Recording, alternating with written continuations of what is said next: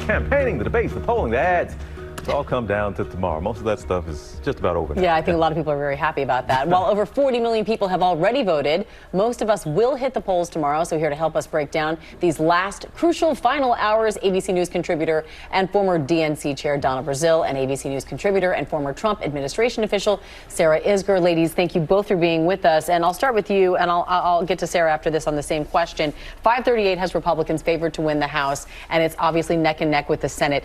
What do Democrats do, Donna, at this point to try and make sure that they hold on to the House? Well, as you all know, history tells us that the party in power will lose votes. We don't know how many. We don't know if it's going to be 2 or 20. But here's what I do know. Most Americans care about this election. I mean, you can look at it in terms of the early voting, not just those who have cast their ballots in person, but also those who have sent their ballots in the mail. And there are millions of Americans who are still holding on to their ballots. So here's what I would tell them. Ignore the polls, go out and vote. Go out tomorrow morning, cast your ballot, stay in line, bring some snacks, and let's make this a historic election for change and for the future. Sarah, what are Republicans trying to do to sweep the House and the Senate? Well, I mean, Republicans across the country are feeling very good heading into Election Day. All of the numbers, whether it's the polling, the early vote numbers, show that this will sort of match with historical trends, both in terms of the party out of power, but also the economic numbers, the inflation numbers, and gas prices. So I think Republicans are expecting a big night, but I'm going to agree with Donna. One of the great things about the polls being wrong these last few cycles is that you don't know how that race in your home congressional district or state is going to turn out, so go vote. But Donna, there's plenty of talk about there's just nothing you can do at this point, but it was some miscalculation by Democrats on the messaging around this election. Of course, after the Roe v. Wade decision by this court, so much emphasis on abortion. And of course, that will bring a lot of folks out. But economy and inflation are 1 and 2 when you ask people what's most important. First of all, abortion is an economic issue. No woman goes through a pregnancy without seeing a doctor. No woman goes through bringing a pregnancy to term without having resources. So let's just start with the fact that abortion is an economic issue.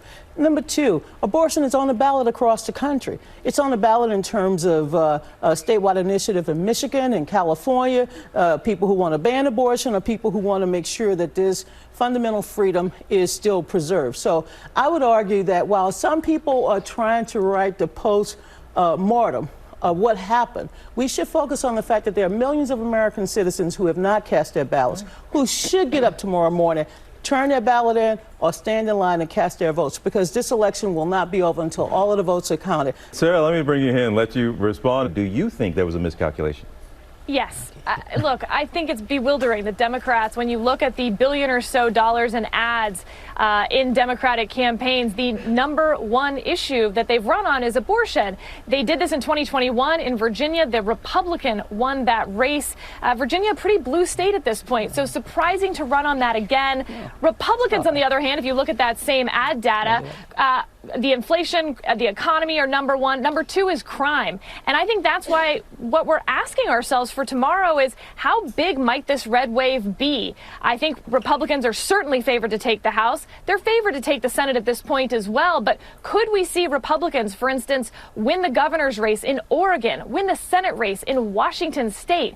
If those are races that turn towards the Republicans, it will be because of that crime issue. And I think Democrats, leaders in that party, James Carville, Bernie Sanders, and others have said publicly they're bewildered by the choice of Democrats to run on abortion. There's just not a lot of data supporting that this will either move voters from Republican to Democrat or get voters out who were otherwise going to stay home when we've had such high turnout elections in 2018, 2020, 2021.